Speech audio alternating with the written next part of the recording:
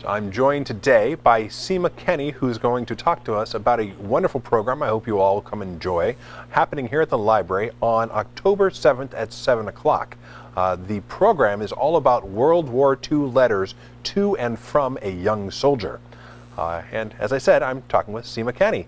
Seema, thank you so much for joining by the magic of video conference. It's so good to talk to you today. Thank you very much for having me. This is not your first time coming to Quincy. We've had the pleasure of hosting you a couple of times before. Thank you for coming back. Oh, my pleasure. It's a nice place to be and usually a nice crowd that gathers. I'm looking forward to it.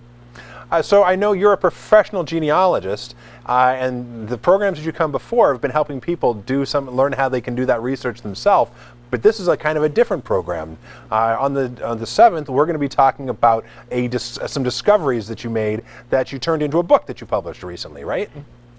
Yes, exactly. Actually, two books. Two books. Oh, great. I was only aware of the one. That's fabulous. So when did you discover the letters? When was this? When were you rooting around in your uncle's attic? Well, let's see. He passed away in 2015, so Okay. it would have been, or 16, I guess, yeah. So sometime in 2016, and I was absolutely fortunate and blessed enough to find hundreds of letters. Wow. I think the total is close to 300. Mm-hmm. About 180 of those are letters that were sent to him. Wow. And then almost another 100 or so that came home from him. That he sent. That's an incredible archive. That's really neat to discover. Were they all bundled in like ribbons and tied up in a special box, or what was the situation when you found them? The ones that came home were bundled with a ribbon. They were saved by his mother. Mm-hmm. She was a school teacher before she got married. Mm-hmm. And many of the letters have her marks where she corrected his spelling and grammar. Lots of the envelopes. Always the school teacher. That's great. Oh yeah, lots of the envelopes have a notation on the envelope mm-hmm. of the story that's inside. Okay. So I can tell which ones she shared with friends. Mm-hmm. And then, God bless him, he kept a log of all the letters he received. Wow. And as part of the log, he kept who mailed it, when he received it, and when he replied to it. That's pretty incredible. I don't think I've ever kept that kind of correspondence myself, even when I did write letters once upon a time. Yeah, so the ones that he managed to save that I found in his attic, which looked absolutely horrible at the time, were sent as V-mail. V-mail? Yeah. What was V-mail? I don't know. I know Gmail, but I don't think it's anything like Gmail. No, definitely not. The V stood for victory. Okay, yep. Mm. So it's Victory Mail, which was an 8 by 10 piece of paper that someone would write the letter on, and then it would be filmed. The film would ship across the ocean, mm-hmm. and they would print it 4 by 6 and deliver it. Wow. And it's just one side? Or? One side, yeah.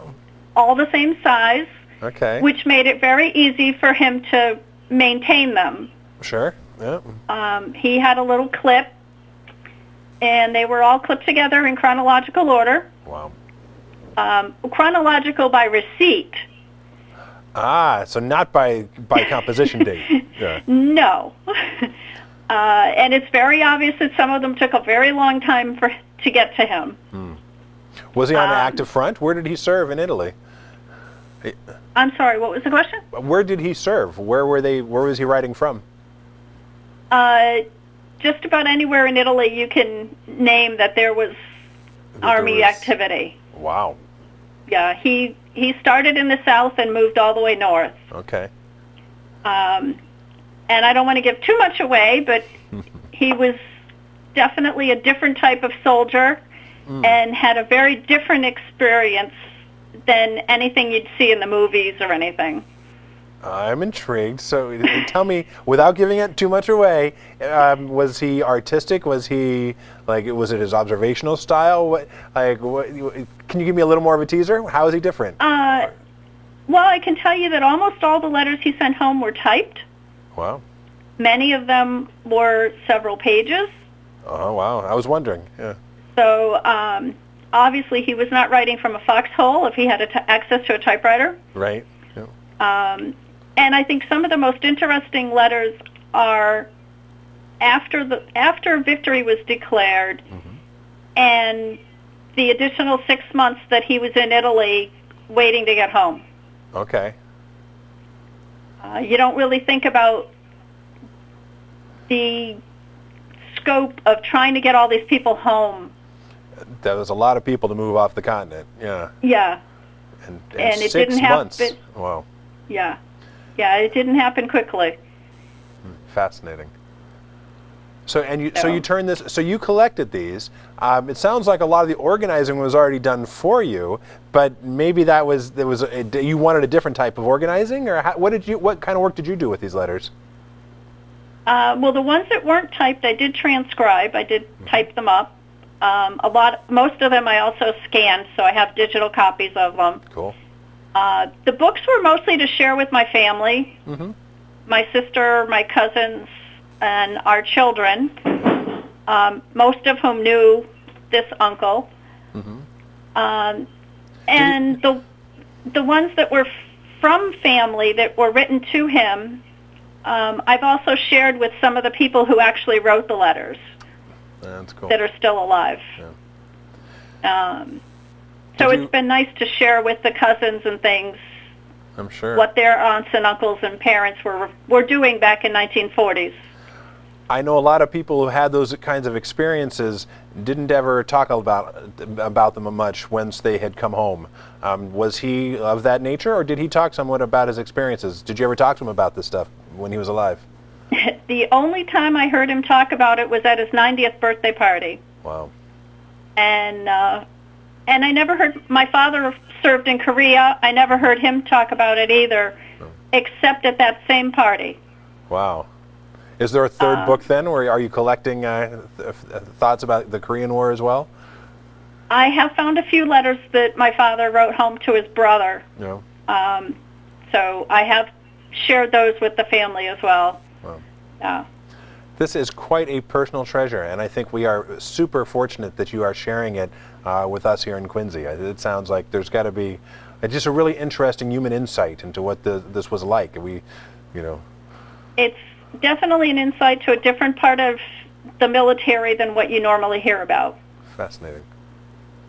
Yeah. Well, Seema, thank you so much for coming and sharing these with us, for putting this, and it sounds like a very personal effort, very personally meaningful, and it's honestly a bit brave to come and share them with the world. So I applaud that courage and willingness to share these personal stories in different perspective, because our collective histories are only made richer when people come forward and share this very human side. We think we know so much about, and there's so much that's been written, but the story is not all written yet. So this is great. No, Thank you. There's a lot here, and one of my goals is to share it with some other descendants that he, wrote about the soldiers that he served with and things. Well, maybe some of the people that will come and attend the program here on the 7th will also be able to share and connect with other people who maybe knew him even. There's stranger things have happened. So, absolutely. That would be wonderful. Great. Thank you very much. Oh, thank you. Please come and join Seema Kenny and learn more about these fascinating letters back and forth from a young soldier in World War II, happening here at the library on October 7th, starting at 7 o'clock. It's going to be quite a night.